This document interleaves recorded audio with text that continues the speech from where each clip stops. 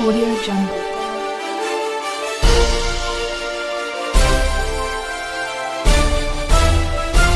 Audio Jungle.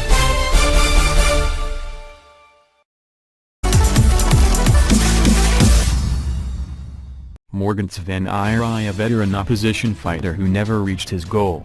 Harare, Morgan Tsvangirai, Zimbabwe's veteran opposition leader, who fought Robert Mugabe's regime for many years, has died. He was 65. Arrested, beaten, charged with treason, and eventually made prime minister, Tsvangirai never achieved his aim to become president. He was set to try for a fourth time in 2018, but the cancer he was diagnosed with in 2016 robbed him of that dream. The dangerous work of a unionist in an autocratic state prepared him for the dirty game of Zimbabwean politics.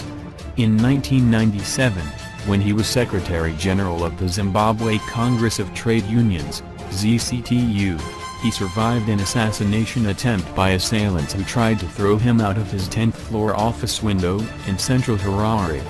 The attack was believed to be in retribution for ZCTU-led strikes against proposed taxes, including one to raise pensions for war veterans.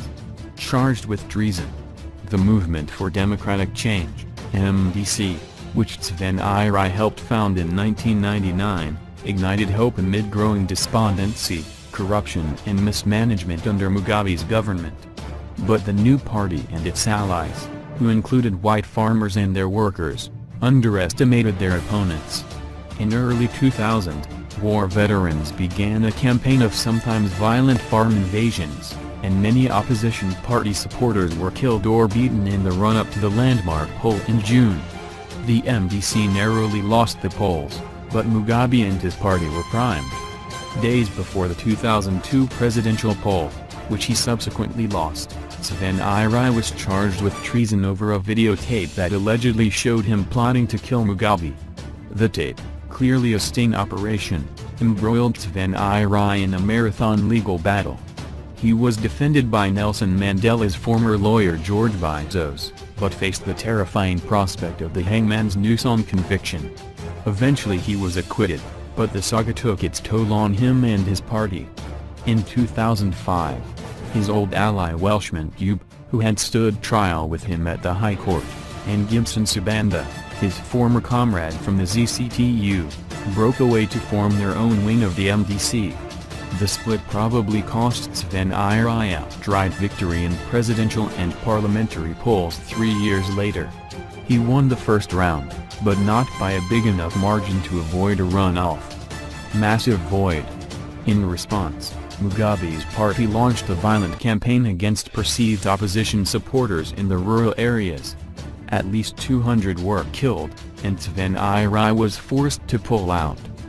Mugabe claimed victory, but the regional SADC bloc intervened to negotiate a power-sharing government between him and Tsvangirai.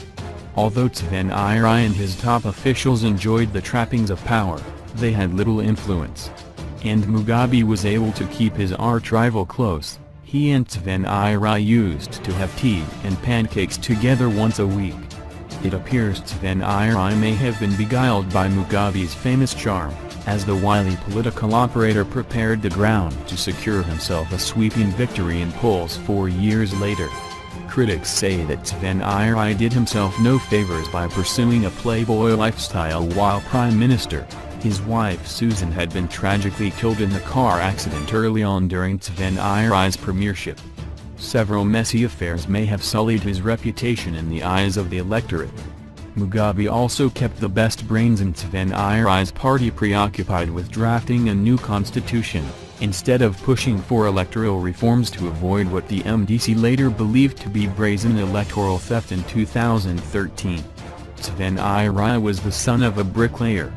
The oldest of 9 children, he left school at 16 to become a textile weaver to support his family. His lack of formal education, rectified later through personal study, was used against him by Mugabe's allies, who disparaged Tsvangirai as a tea boy.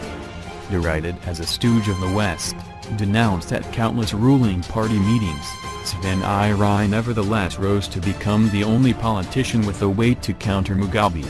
His death leaves a massive void in Zimbabwe.